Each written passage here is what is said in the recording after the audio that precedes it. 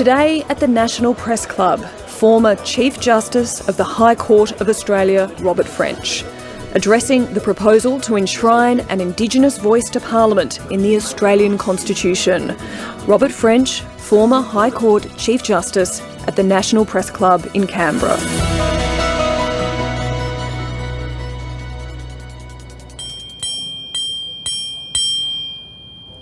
Good afternoon, ladies and gentlemen, and welcome to the National Press Club and the Westpac Address, coming to you today from Ngunnawal and Ngambri country, Canberra.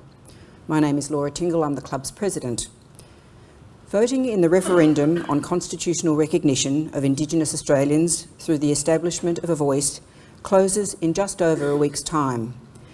The public debate has traversed a lot of ground, from nuanced legal arguments about constitutional questions to debates about the powers of the voice, to claims that it will divide Australia on race grounds, and to pure misinformation and racist abuse. Whatever the result on October 14, the path to the vote has not been a pretty one. At its heart, though, it is a vote on changing the Constitution and on whether Australia should recognise our First Nations in that document. What better person to reflect on some of these arguments today than the former Chief Justice of the High Court of Australia, Robert French AC. Would you please welcome him to the platform?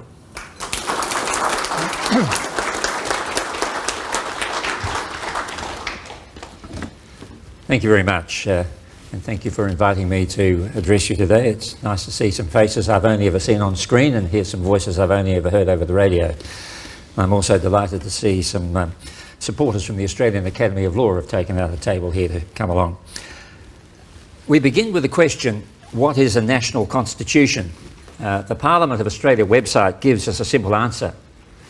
A national constitution is a set of rules governing a country. Our constitution was the work of delegates from each of the Australian colonies who reflected the societies of which they were part and the worldviews of their time, worldviews which were not necessarily uniform. They were writing a constitution for a future which might be beyond their imagining, and they provided for its amendment by the people's vote. A number of factors drove the creation of the Australian nation out of a group of 6 self-governing colonies in the late 19th century.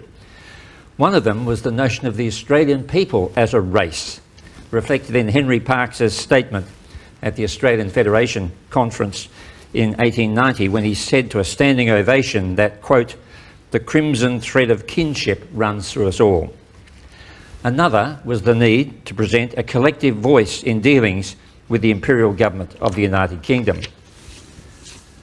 An old echo of present times can be found in the content of some of the opposition to the creation of the Commonwealth Constitution, reflected in the Victorian radical journal Tocsin, spelled Tocsin.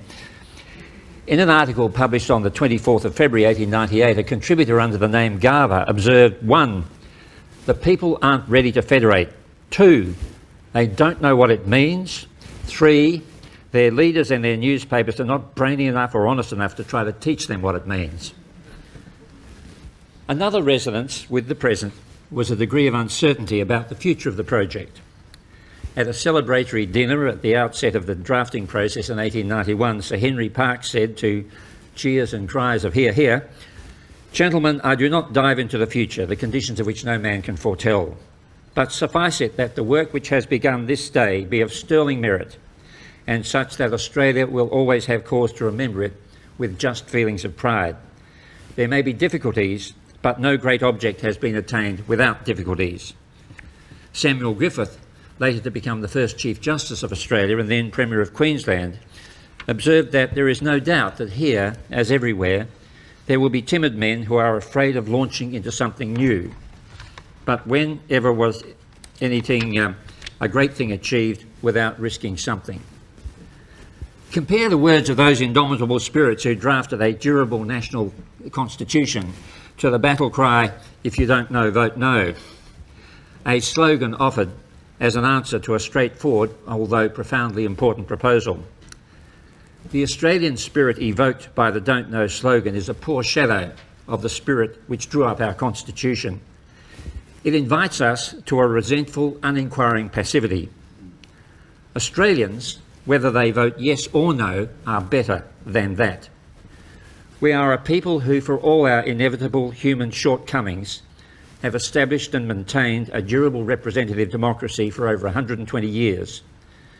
We have proven ourselves capable of accommodating our evolution into a vibrant, multicultural society, and we look forward.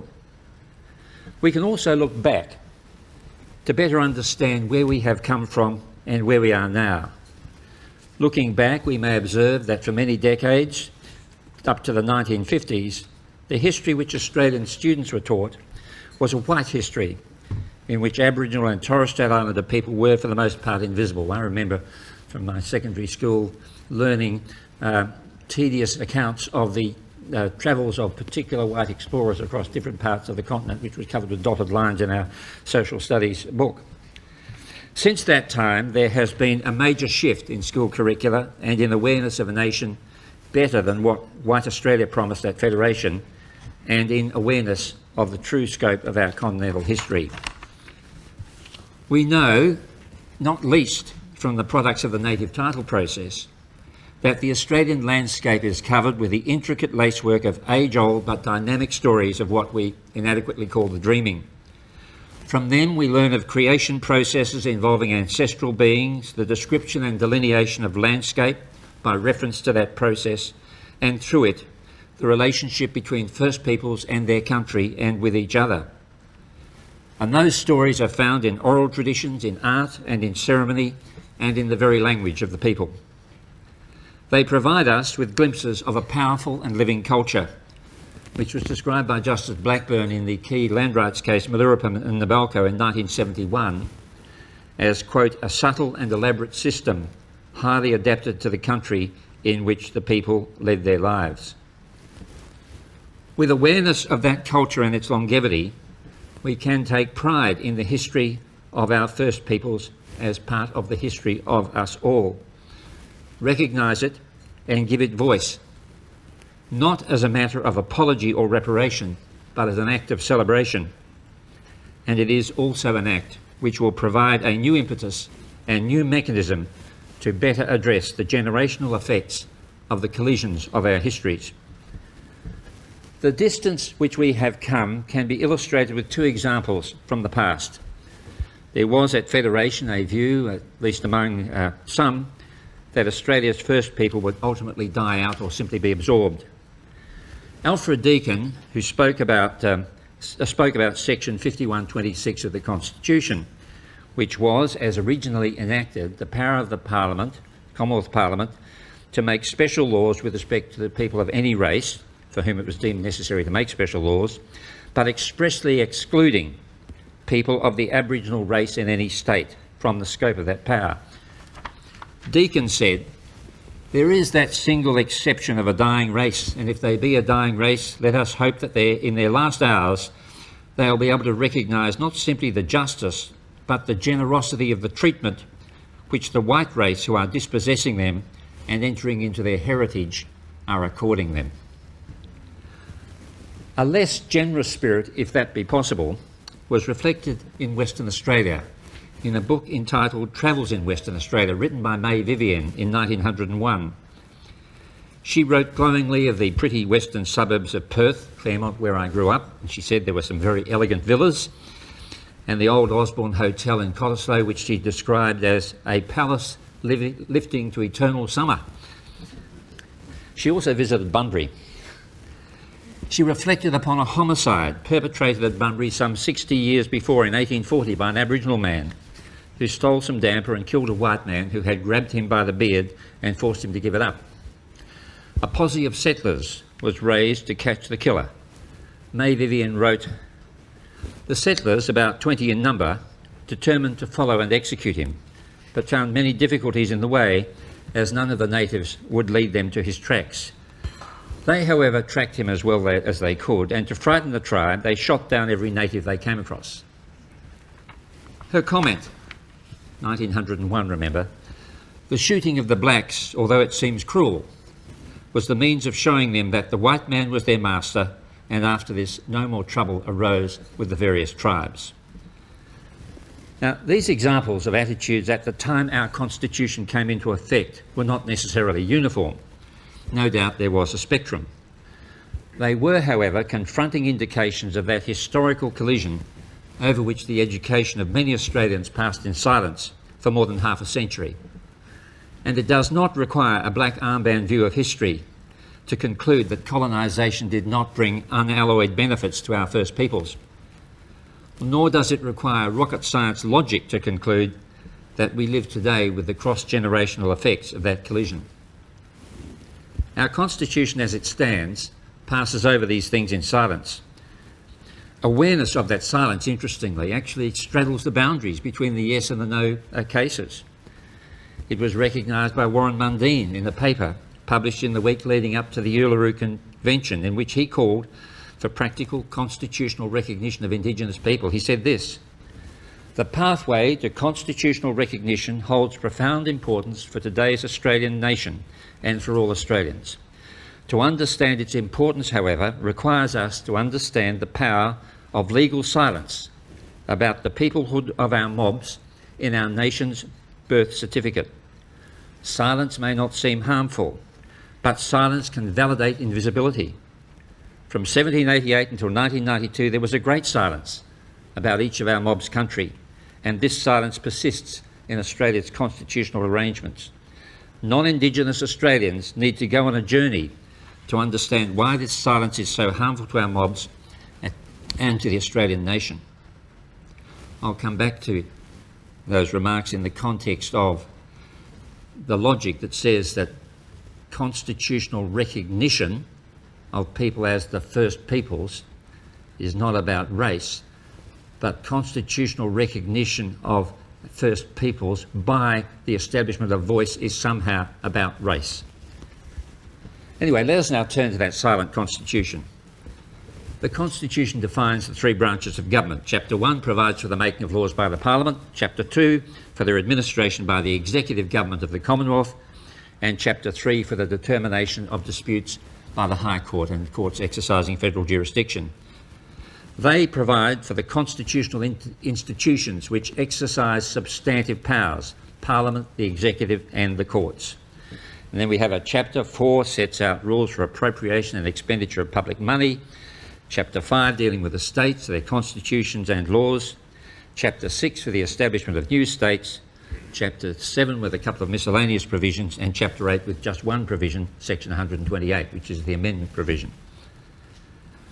The proposal for the voice would insert a new Chapter 9, consisting of one section, 129, and the opening words of the new provision in 129.1 provide: "In recognition of the Aboriginal and Torres Strait Islander peoples as the First Peoples of Australia, there shall be a body to be called the Aboriginal and Torres Strait Islander Voice."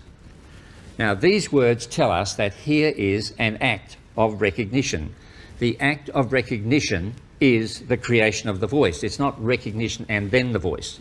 The two are indivisible. And it tells us, the simple words of that text tell us, that the recognition is based upon the historical character of Aboriginal and Torres Strait Islander peoples as the First Peoples of Australia. The voice is a body, and the ordinary meaning of that word in this context is a group of people who work together. The only constitutional requirement is that it be called the Aboriginal and Torres Strait Islander Voice. Its core function is set out in Section 129.2. The Aboriginal and Torres Strait Islander Voice may make representations to the Parliament and the Executive Government of the Commonwealth on matters relating to Aboriginal and Torres Strait Islander peoples.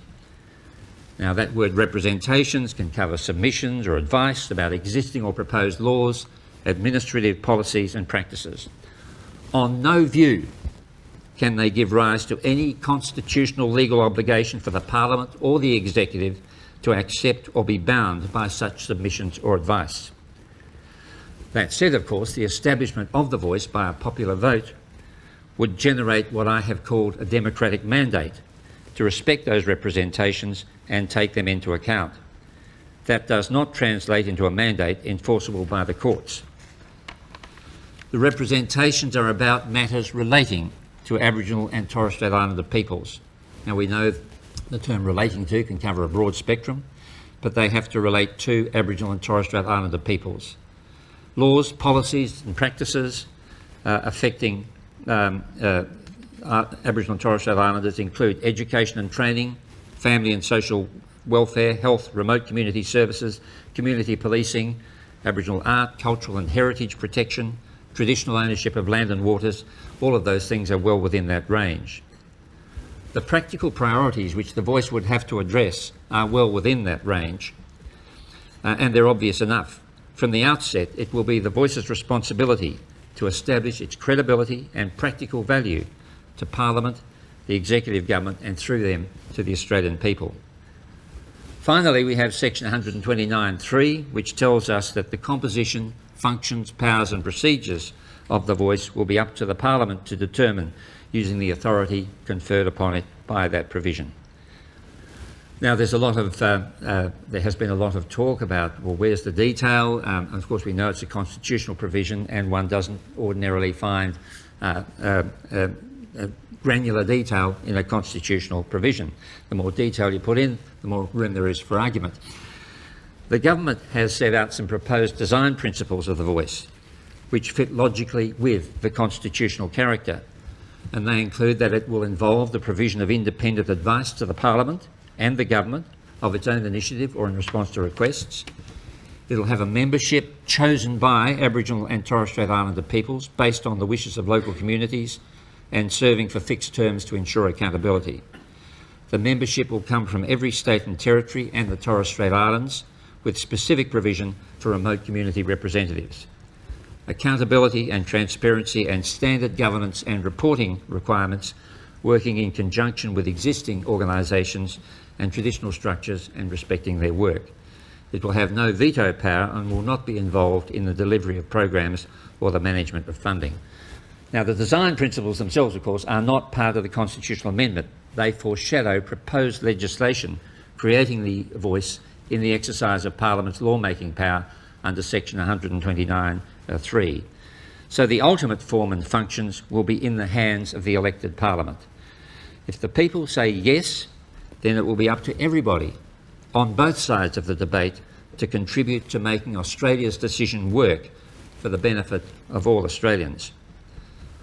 One example of what the design principles might look like in practice is found in the co-design model proposed by Professor Marcia Langton and Tom Calmer, and in the written paper, which I think will probably be available to anybody who wants to. I've set out some of the essential elements of that proposal. All that, of course, is just a model, an example of the way in which the voice could be constructed, but ultimately it'll be in the hands of the Parliament. If the Australian people say yes, they'll be saying to the Parliament, the government and First Peoples, this is our decision, now you make it work. I want to say something about race. It has been argued that the voice would entrench a race-based division in the Constitution. The voice is not a race-based institution. It wouldn't matter whether Aboriginal and Torres Strait Islander peoples were one race or dozens of different races. At Federation, there were hundreds of different Aboriginal languages spoken across Australia. The unifying characteristic which underpins the voice is their history as First Peoples, and that's plain on the words of section 129.1. Race is a term which began to emerge in the 17th century. Most definitions attempt to label groups of people primarily by their physical differences. It's even been applied to linguistic groups such as the Arab race or the Latin race, or even to religious groups. But as the Encyclopaedia Britannica observes, race has never in the history of its use had a precise meaning. There are no genes that identify distinct groups which accord with conventional race categories.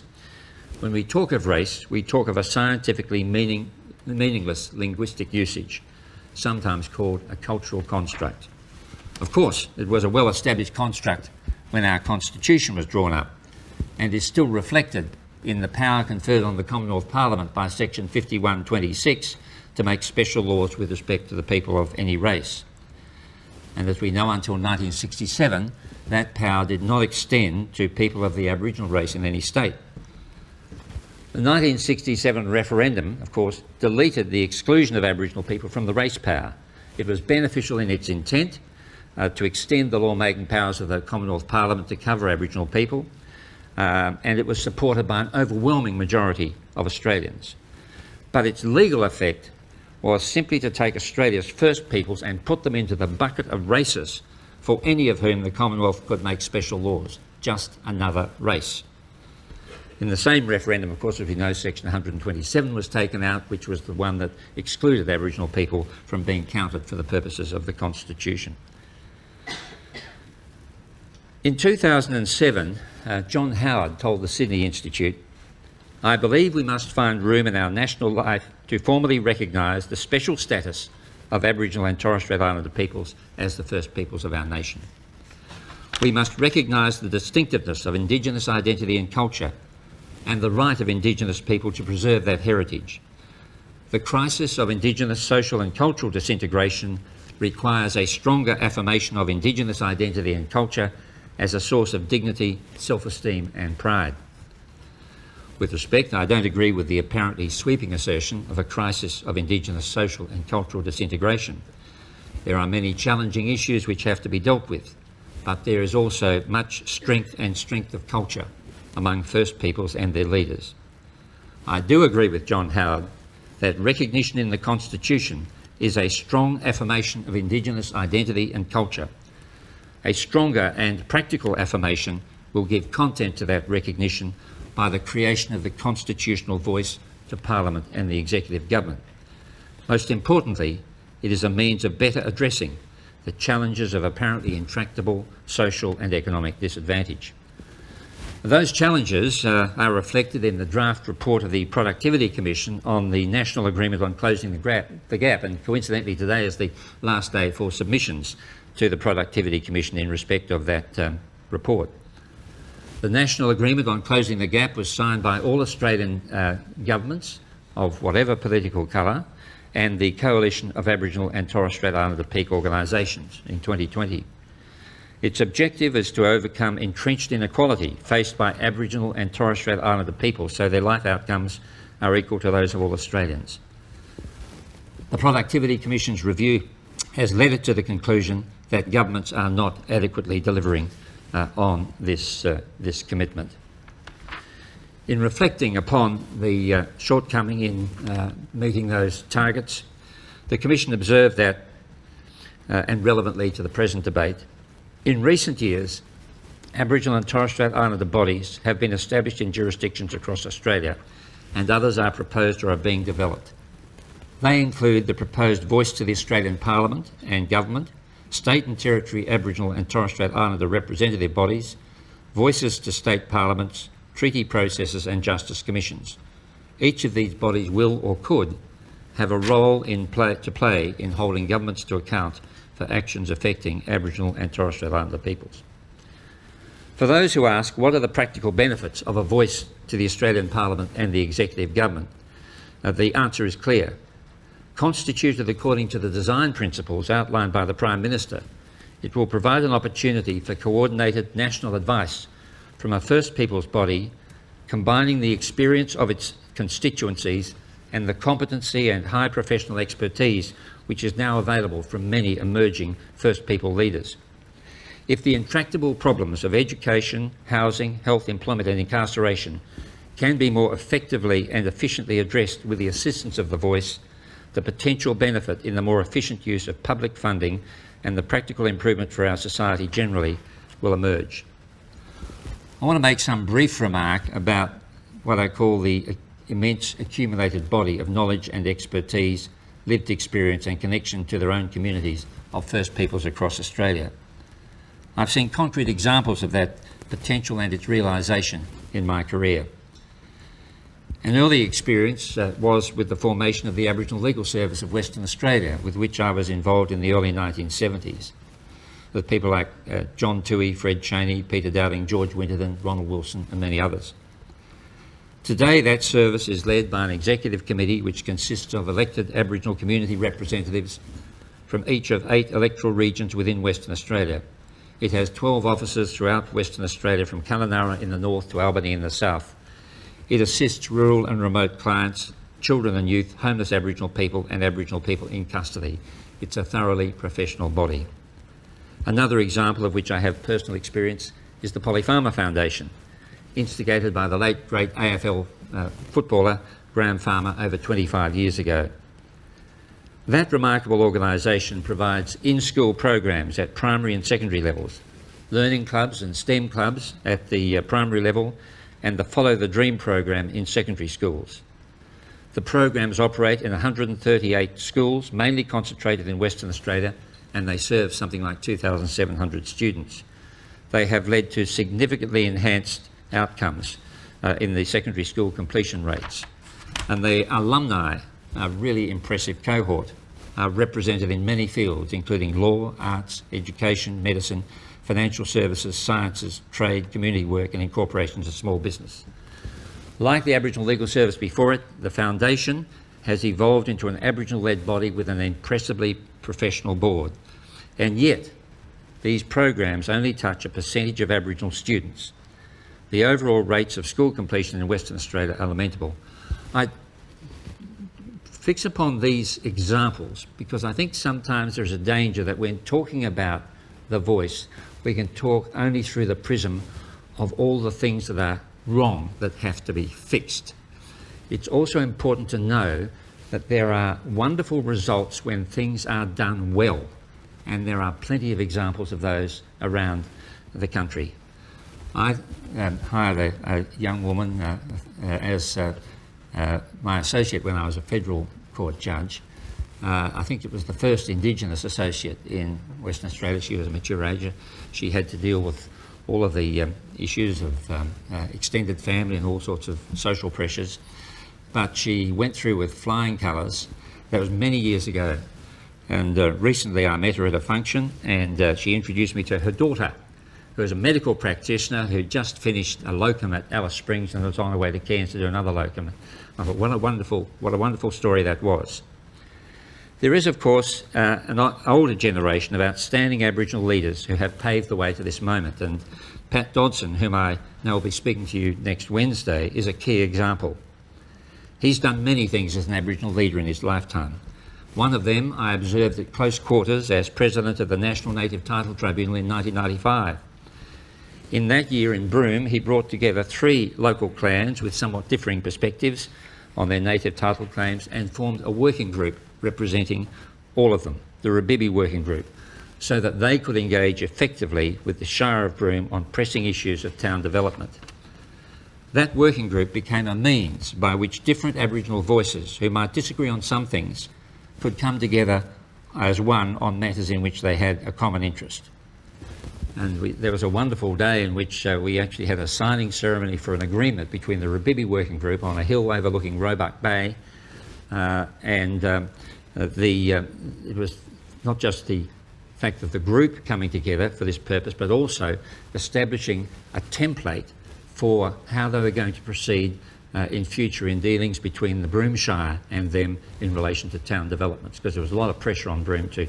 And that was at a time when the state government would not engage because they were challenging the very validity of the Native Title Act and trying to substitute common law native title with inferior statutory titles. There is an immense task for the voice as an instrument for the informed improvement by Parliament and Government of the situation which poses chronic challenges of social and economic disadvantage suffered by many of Australia's First Peoples. But from my observation, they have what it takes to lend themselves to that task if the opportunity is afforded. Much has been said about legal risks associated with the inclusion of the voice in the Constitution. I'll repeat briefly some basic propositions which I've made about those risks publicly and in other places, including before the Joint Select Committee. The first proposition is that the value of the voice will derive from the content of the representations which it makes to Parliament about existing or proposed laws and to the Executive Government about existing or proposed administrative policies and practices. There is no available reading of the amendment which would require either Parliament or the Executive to act upon representations. They would have to be considered on their merits and in the light of other legislative and administrative priorities. Nor is there any available reading of the constitutional change which would bind the Parliament to have regard to representations from the voice about a proposed law as a condition of its power to make such a law. Absent express words to that effect, the law-making powers of the Parliament set out in Chapter 1 of the Constitution could not be impaired by an implication based simply upon the power of the voice to make representations to it. Of course, Parliament can adopt internal procedures to provide for the voice to be heard, but these internal procedures would not have a constitutional status legally enforceable before the courts. Further, the Parliament could make a law defining the means by which the voice would make its representations and the ways in which Parliament could receive it. It might be a joint standing committee, it might be a designated minister to present representations and table them. It's been suggested that an over-speaking voice might deluge all and sundry in the executive government with its opinions. Now, the Parliament can, under section 129(3), prescribe the means and mechanisms for representation to be made to the executive government. They might, for example, have to be directed to the relevant minister or a body nominated by the relevant minister. The Parliament can determine to whom and how representations can be made, and it's not required to permit representations to be made to any person or authority engaged in the work of the executive government, which would cover a spectrum from the Governor-General to Ministers of the Crown and a vast array of public officials. It's been argued that representations made by the voice to the executive government could be mandatory relevant considerations in executive decision-making. Now, by that I mean that it would be a consideration that would legally have to be taken into account before you could validly carry out an executive function. And the suggestion is that it would somehow be implied out of the constitutional words of section 129. Well, I've said the implication is highly improbable, and you can see that by looking at the language of section 129(2). That provision encompasses in one set of words representations may be made to the Parliament and the executive government of the Commonwealth. Those words cannot bear an implication that the Parliament is bound to have regard, because they cannot fetter the law-making power of the Parliament for reasons I've already given. So that one set of words cannot give rise to an implication in relation to the Parliament. As to the executive government, its functions range from high-level policy to specific exercises of executive power, like the grant of a licence under a statutory power. So far as high-level policy decisions are concerned by the executive, they are generally not amenable to challenge in the courts. Chief Justice Alsop, in the case which came out of Victoria, I think last year sometime, concerning whether a minister owed a duty of care to future generations to take into account the impact of climate change in deciding whether or not to grant a licence for some project. These were core policy issues for the executive government which were not justiciable by the courts. And the reason for that is they often involve multifactorial considerations of the public interest and political judgments from which the courts properly exclude themselves. So if no legally enforceable implication can arise in relation to the lawmaking power of the Parliament, and no such implication can arise in relation to the formulation of general policies by the executive, it's highly unlikely that out of the same set of words, a legally enforceable constitutional implication could arise in relation to specific executive decision-making powers. And Anne Toomey, in her submission to the Select Joint Committee, expanded upon that.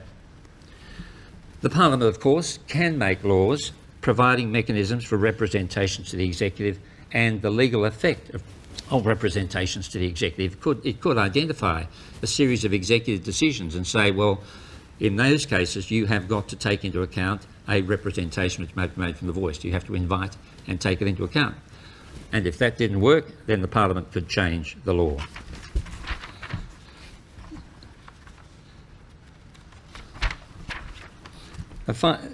I'd like to make a final observation about some of the language which has been used to characterise the voice.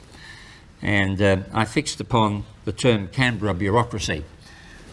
Bureaucracy is defined in the Shorter Oxford English Dictionary as a central administrative group, especially one made accountable to the public, officialism or officials of such a group collectively. And a bureaucrat is defined as an officer, especially an unimaginative or doctrinaire one in a bureaucracy. Now, the use of the term bureaucracy to describe the voice proposal reflects, I think, a fundamental misunderstanding of its place in the Constitution, as I've just tried to expound it. In the proposed amendment, it is set apart from the executive government of the Commonwealth. It is not a collection of officials. The label has no doubt been applied because of the negative connotations of the word bureaucracy. And to reinforce that negative stereotype, it's been called a Canberra bureaucracy. Now, this is no doubt because if bureaucrats are a bad lot, then Canberra bureaucrats must be the worst of them.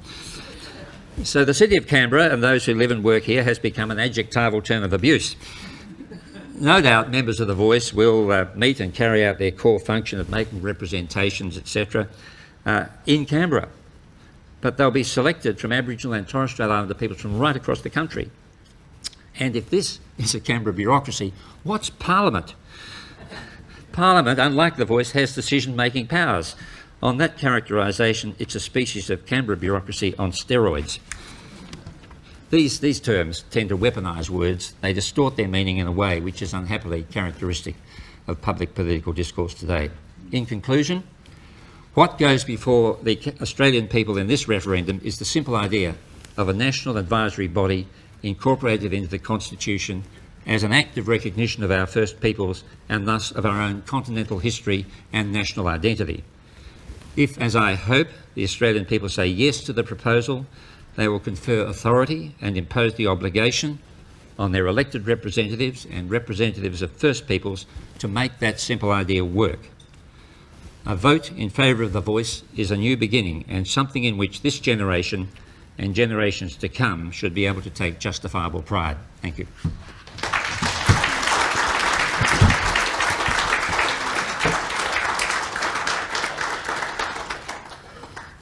Thank you so much for your address.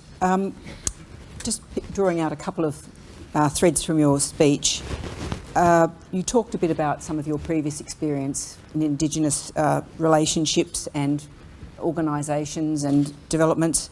And you also quoted Warren Mundine talking about the silence that can be so harmful, and particularly as it related in the past to silence about land, and that the silence persists in our constitutional arrangements. You were the president of the National Native Title Tribunal, which was also the subject of, well, the tribunal itself wasn't, but native title obviously was the subject of a lot of alarm over time. I thought it would be instructive to see what your reflections were on the sorts of concerns people had about native title and where you saw that ended up landing and the processes by which that happened. Yeah, well, it was the early stages of my time as president of the National Native Title Tribunal. I was appointed in May 1994, and a lot of our work was to set up processes for registering native title claims and then engaging with the claimants and also the whole array of interest groups which might be affected, which included state governments and local authorities and pastoralists and farmers and miners and the fishing industry and beekeepers, who are particularly concerned because they keep bees on Crown land apparently. And there was a lot of what I might call educational work involved, and a lot of misunderstanding and in some cases anxiety and in some cases anger about the decision of the High Court in Mabo and then its the statutory framework that had been created for the implementation of native title under the Native Title Act.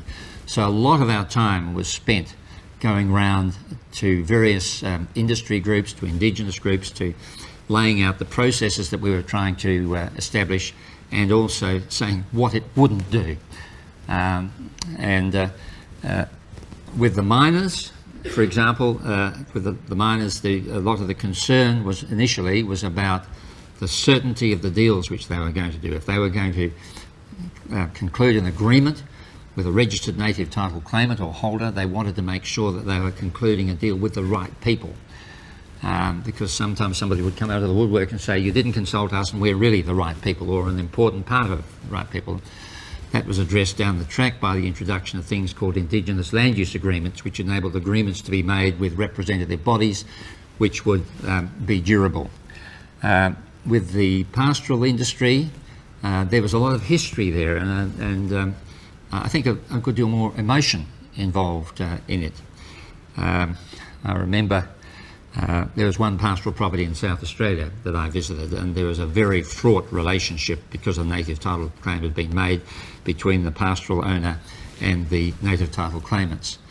And I knew that things weren't going to go well when I arrived at the station gate, and there was a sign saying, "South Australian civil servants not welcome. This extends to all other liars, cheats and thieves." And I met the pastoral owner, and he said, well, I'm not going to waste any time on this crap. And then it passed me off to a group of his. But he said, some of my neighbours would like to talk to you. So I went to a big machinery shed, about half a dozen local people there, and they gave me a can of VB and then started shouting at me. And we had an interesting conversation. And it was good engaging with people. I mean, engaging with people on a one-on-one basis like that is terribly important in these processes. One of them said to me, well, look, if one of the local Aboriginal people wants to, they ring me up and they say, can I go down and catch a fish in the creek or shoot a kangaroo on the property? And I say, all right. He says, thanks, boss. And I said, maybe they're tired of calling you boss. And the problem was, there was a big psychological shift from grace and favour relationships to rights-based relationships, where Indigenous people were bringing rights to the table, and that's what required a big adjustment on parts of on a number of constituencies. And it was a long process. Of course, the messenger tended to get shot at on various occasions. I remember it was Senator Bill O'Chee, I think, once remarked of me that he's in charge of this hillbilly tribunal and he is responsible for all the stuff-ups and blunders that have occurred. We put that in the annual report.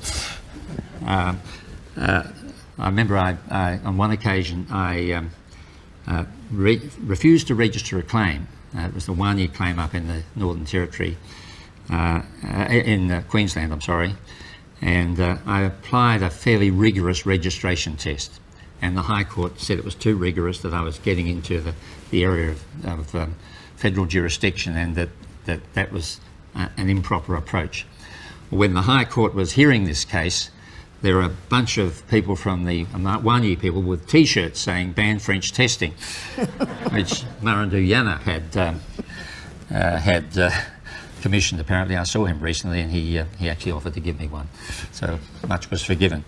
But there was a change. The sky did not fall in. Agreements started to be made, template agreements started to be made. It was possible for native title to coexist with the operation of pastoral properties. It was possible for mining companies to enter into agreements with native title holders. A number of anxieties, which, for example, pastoral owners had anxieties about the security value of their leases, that these might be impacted in some way and affect their ability to raise funds from banks and so forth. So over a period of time, native title has, in terms of the claim process, has settled down, but it took a kind of educational and interaction process which went for some years. I mean, even now there are discontents, obviously, about native title, and we've got the question of compensation claims, which is still brewing around, and no doubt that will require some working out as well. But looking back on that period and what's happened since, and the Native Title Tribunal really has effectively, most of its functions have been subsumed into the federal court, there's been immense progress. And one of the things that people who had to engage with that process found was that they were being exposed to the traditional law and culture of the claimants, who had to address and articulate their traditional law and culture as the basis for their connection with country, which went right back to the time of annexation. That was the requirement for common law recognition of native title.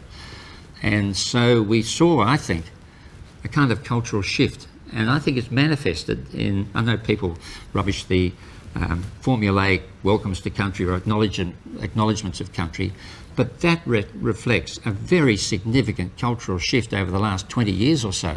Suddenly we are standing up at functions all around Australia saying we recognise that this is the country of that or the other people. Graduation ceremonies, after an acknowledgement, a welcome to country, I will say, as Chancellor of UWA, I'll say, thank you for that welcome. It reminds us of the deep history of the land on which we meet, and that's been a terrific outcome.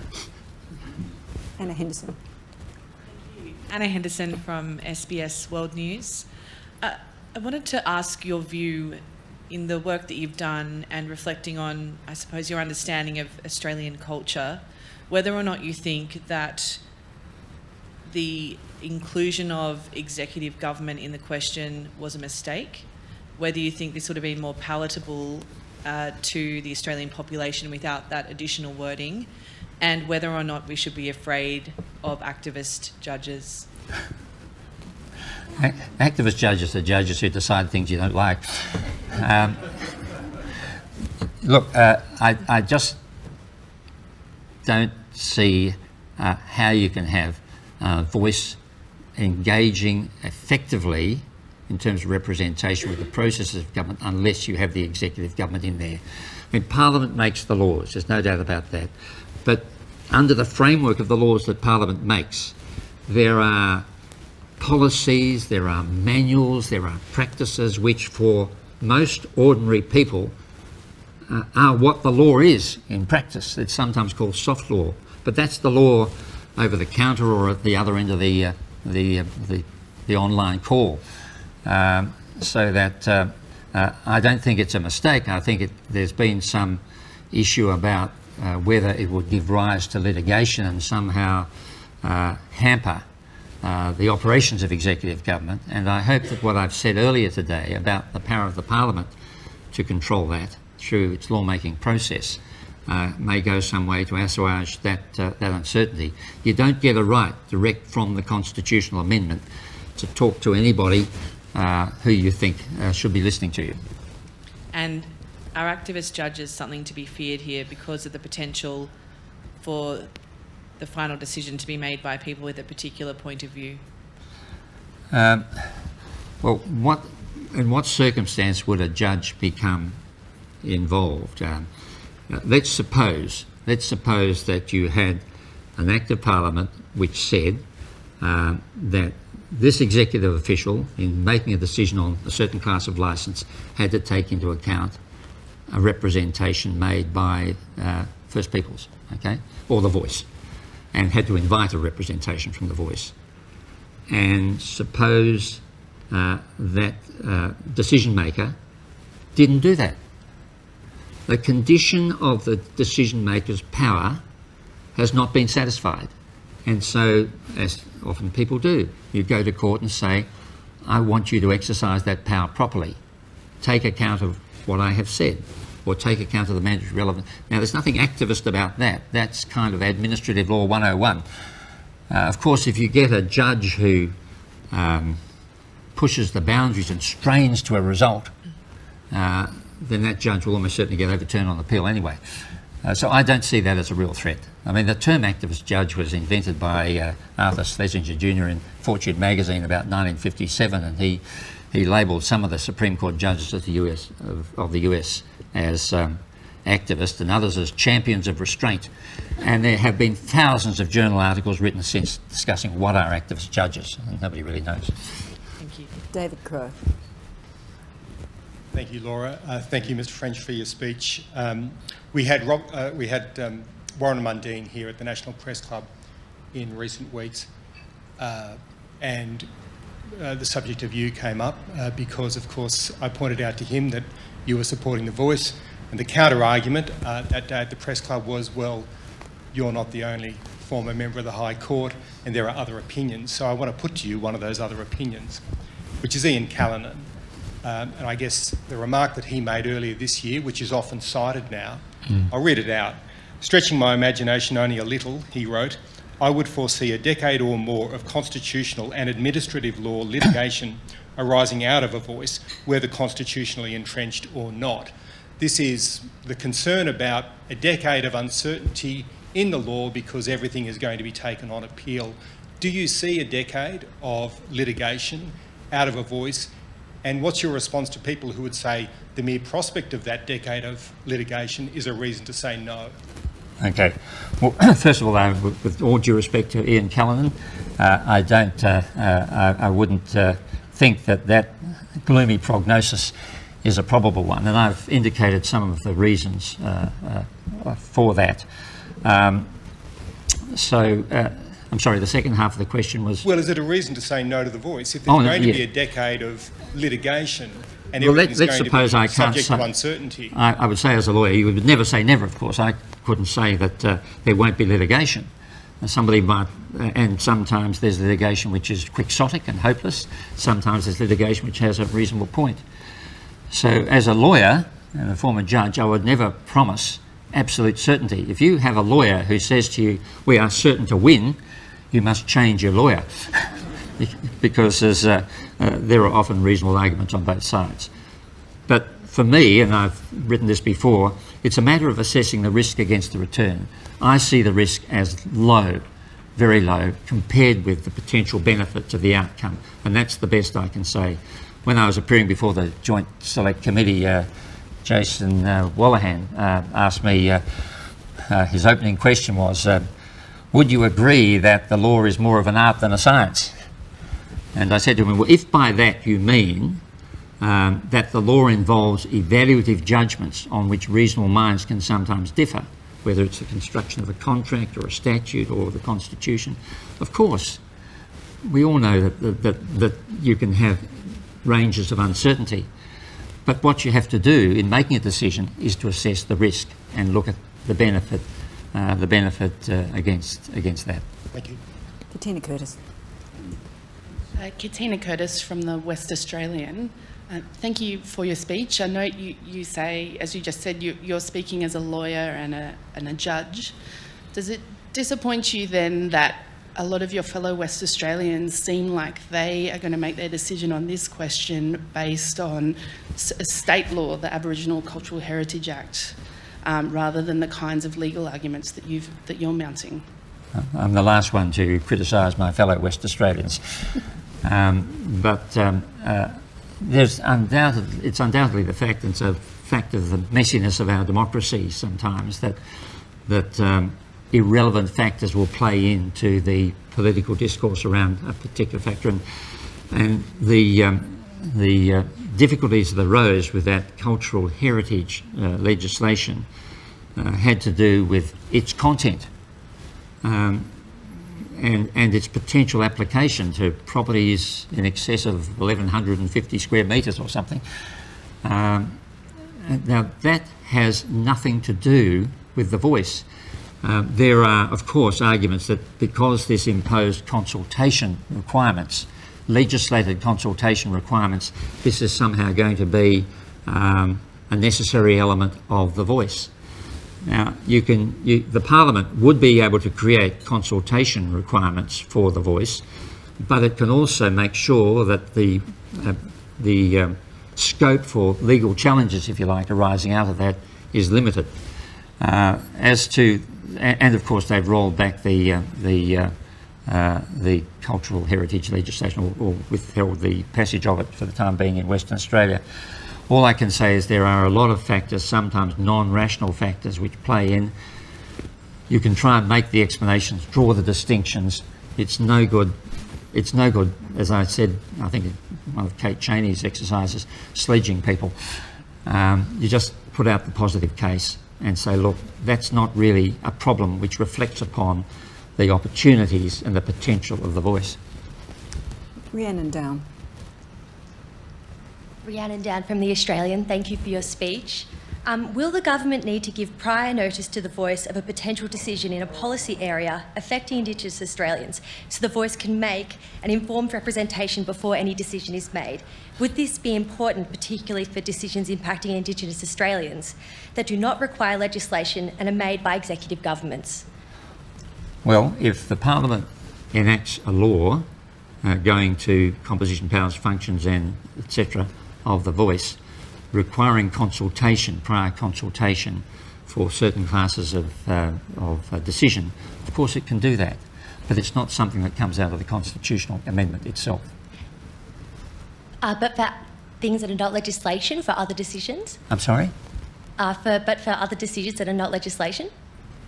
Well, if there's no legislative requirement to consult, then you won't be able to find that requirement from the Constitution itself without supporting legislation. Thank you. Paul Carp. Paul Karp from The Guardian. Thanks very much for your speech, Mr. French. I have one on another topic. The Attorney General's Department is consulting on setting up a judicial commission, and some of the main design questions there are whether it should be able to investigate High Court judges and former judges. Could I please ask your position on those questions and how you would respond to a punter who might say, if the National Anti-Corruption Commission can go after a cabinet minister or former politicians, that the same principle should apply to the courts? Well, we're going a bit off-piste here, but I'm not sure it's up to me to formulate a position. But personally, I don't see I mean, there are some technical problems which will be involved with, say, reviewing the conduct of a High Court judge or former judge, but that would be best dealt with by using a retired judge or other authority of that kind. Obviously, you wouldn't use a serving judge for that sort of work. And the question is then, what happens after that? Under our Constitution, there is no sort of half disciplinary measure that one can apply in respect of misbehaviour in relation to judges. It's the nuclear option or nothing, which is addressed to both Houses of Parliament and removal. So one will have to find measures for responding to a finding which might not go that far, and the question is, how constitutionally could you take a lesser disciplinary approach? I think that would be a bit of a challenge. Ben Westcott. Ben Westcott from Bloomberg. Thank you very much for your speech, and I commend you on your bravery for reading out that description of bureaucracy inside Canberra. We've only had 8 out of 44 referendums pass since Federation. This one, if the polls are believed, will not be changing that figure. And it's been it's now 20 years between referendums. Governments appear less and less keen to hold them. In your view, does the increasing apparent difficulty in making changes to the Constitution, is that going to be a problem going forward for Australia? Could we reach a point where there are major flaws in the Constitution that need to be changed over time, but which governments are either too politically averse to doing, or which people reject? I think there are maybe some lessons which will be learnt from this exercise if the referendum fails, and that might be as to the approach to socialising, to use a buzzword, a proposal, and ensuring that we're all sensitive to the sorts of issues that might arise in relation to it. The only way we're going to change the Constitution is through the amendment process in Section 128. I might say, by the way, that the last successful referendum was that which made the retiring age for federal judges 70, and that was passed without any difficulty at all, no conventions, no debates. I've got in my chambers in Perth a photograph of 5 living Chief Justices, Sir Anthony Mason, Sir Gerard Brennan, who's of course passed away since then, and Murray Gleeson and Susan Kiefel and myself, and as somebody remarked, it's a tribute to the combined effects of constitutional amendment and medical science. Thanks very much. Melissa Code. Hello, Melissa Code from The Mandarin. I have a slightly similar but different question to Ben's, and sort of to invite you to make some social commentary. So you mentioned the weaponisation of particular language, and also why it's important not to sledge people in a reasonable discourse about amending the Constitution. This week we had an expert in trust in government visiting Australia, Professor Jerry Stoker, and he shared some really interesting insight about how if you want reform in society, you actually need a healthy level of distrust of government. And just thinking about that, I wonder if you have any views on whether this us and them clamour of discourse, anti-elite sentiment actually is damaging in terms of how the public perceive the Constitution, because it belongs to them, as does Parliament? Yeah. Well, the remark that I made at the symposium or meeting in Perth that I referred to was that if you take the occasion to, in debate, to sledge someone, to criticise someone, to demean them in some way. The story is about the conflict, the sledging, the demeaning, not about your case. Of course, we have a political system which has natural adversarialism built into it, but I fear we are moving into a deeper polarisation, not least in the social media space, which really does change the nature of our discourse. And at one end of the spectrum, you might have people who feel that their first order interests are not being addressed, and that the great and the good are engaged in debate about second order interests. And the last thing that will succeed in engaging those people is what I call the unctuous judgmentalism of the progressive.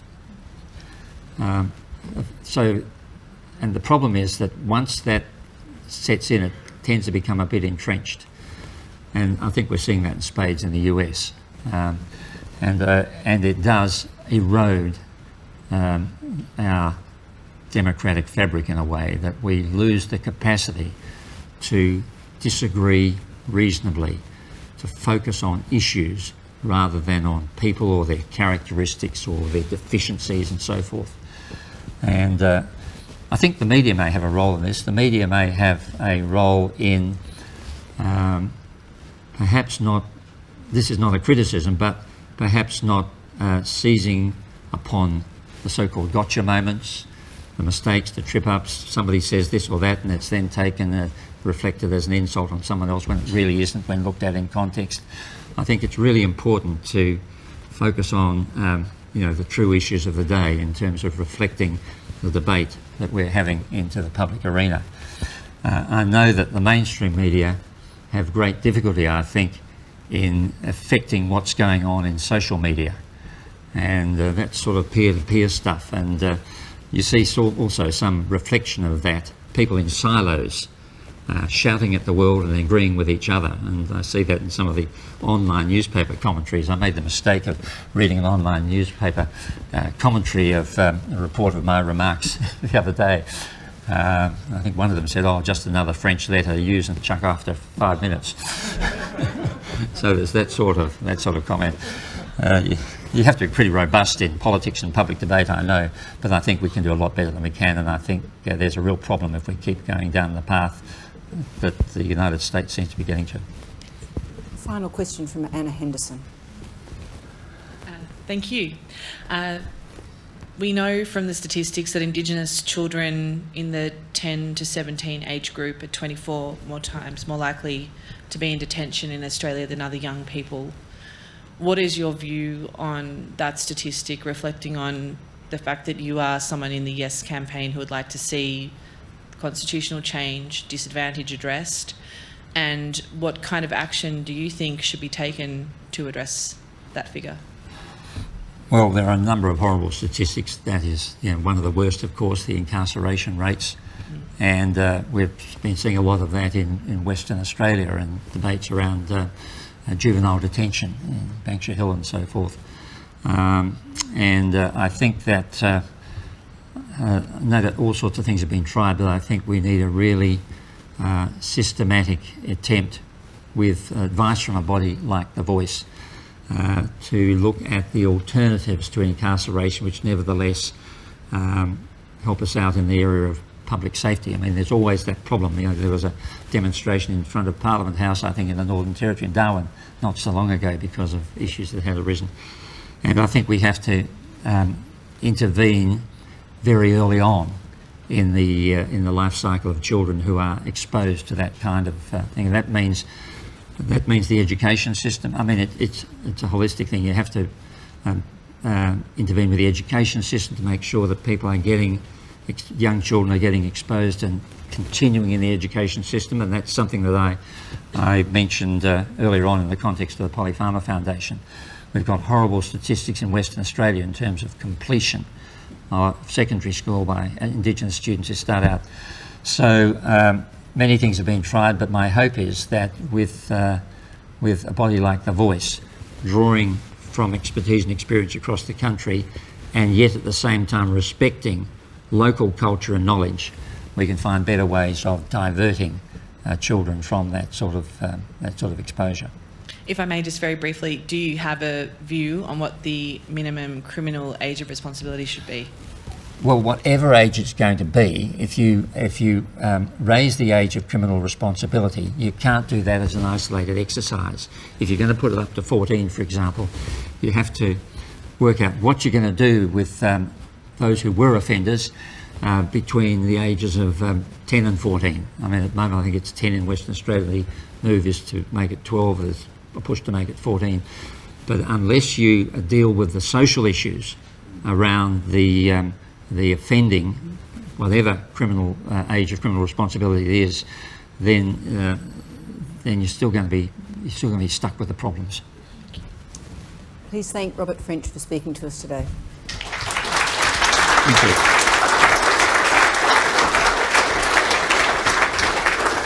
Don't go too far. Don't go too far. I've got to give you this. Oh, what's that? Next time you're in Canberra.